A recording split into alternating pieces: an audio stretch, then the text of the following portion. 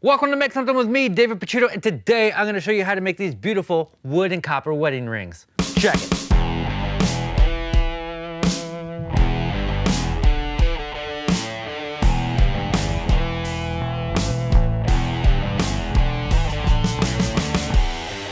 Today's video is brought to you by Surfshark. We're going to talk more about their outstanding privacy service later on.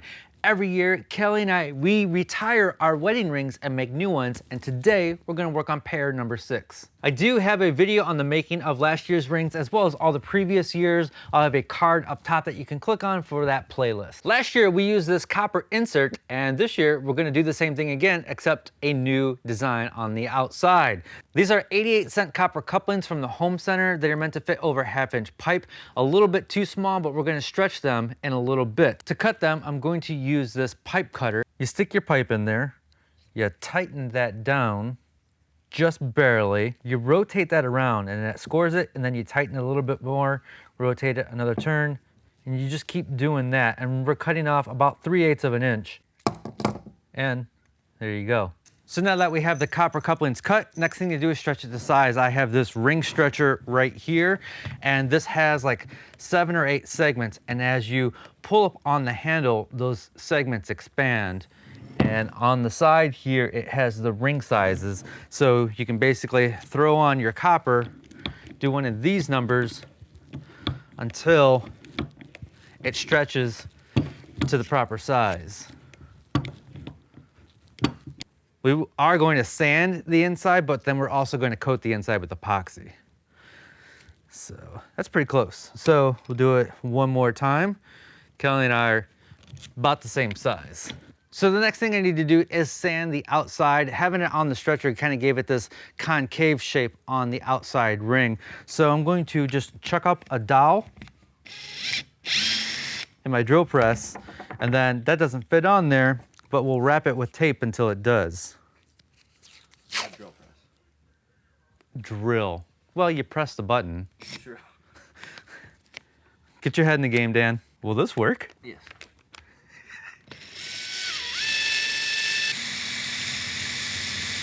We'll just keep doing that until we get a nice, even surface. Those are done. Now it's time to make the wood part. I went to Kencraft and I got some zebra wood, some soft maple, and some ebony. Most of the ring is going to be the zebra wood, and I actually want to pull out a piece this way so the rings on there wrap around the ring like that. Does that make sense, Dan? Mm-hmm.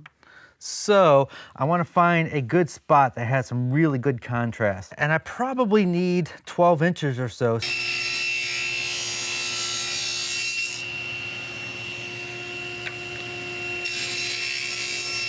I'm going to glue 3 pieces together so it's one long piece, but as you can see, I need to clean up the edges.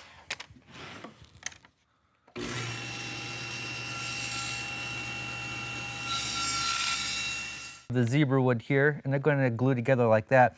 I'm going to have a really thin strip of maple on both sides of that, so I need to cut a really thin strip off of this. We're going to do that at the table saw, and then sandwich that with 2 thin strips of this ebony.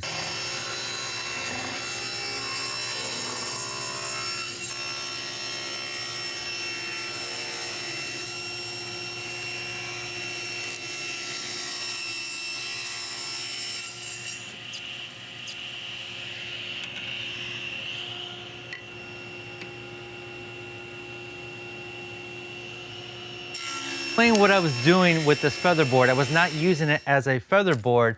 I was using it because I don't want to cut this thin strip between the blade and the fence. I want it on the outside of the blade. So I would register this board up against that stop. Then I could run this through, cut that off, and then again register this board up against that stop and cut it through. And then I could get even thin strips without having that pinch between the blade and the fence. So this is just a reference. We got the zebra wood in the middle with the grain going this way, thin little strip of maple, and then the thin strip of ebony. Before I glue all these together, I'm just going to CA glue these 3 pieces together so they cooperate during the glue up.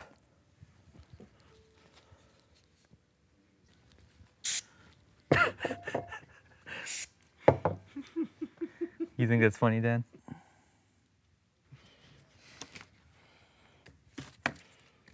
That should do it. We'll let that dry for about an hour or so.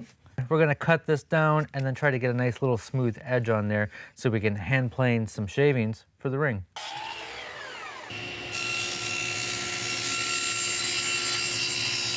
So I'm just gonna throw this in the bench vise, clamp that up. We just sharpened the plane.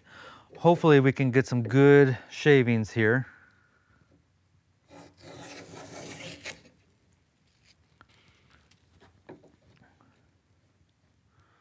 A little bit thicker shavings so it doesn't fall apart. And I've tried pushing and pulling just to see what works best. Get out of there.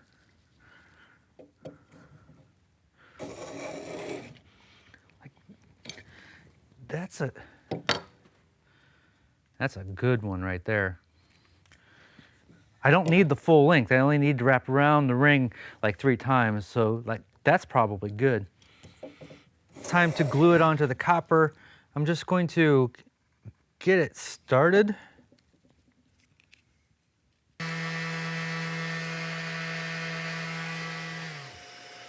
I just wanted to sand that edge there so when it wraps around, you don't see where it started. The tough part is like not gluing your finger in there, because I do that every year. We'll just wrap that around.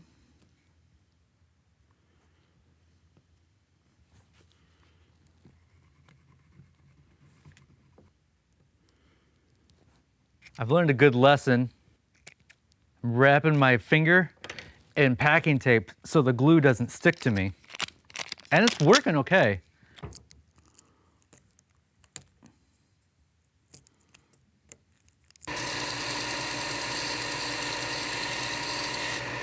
Chuck this back up on the drill for some final sanding and shaping. I want a nice little, you know what I'm saying? A little.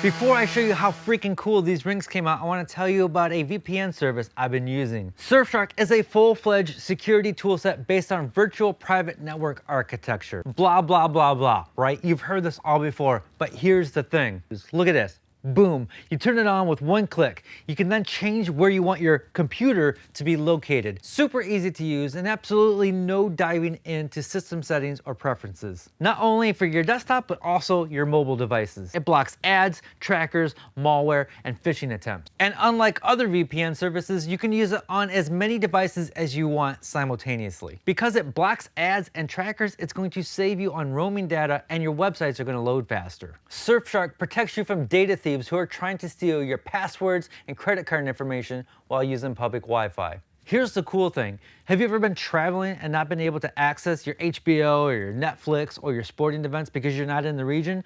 Surfshark lets you choose a virtual region so you can regain access. Or if you're at home and you want to see what streaming services are offering to other countries, you can do that too. Click on the link in the description or go to surfshark.deals/makesomething and use my promo code MAKESOMETHING to sign up for 83% off and 1 extra month for free. I want you to try Surfshark with my exclusive limited time deal.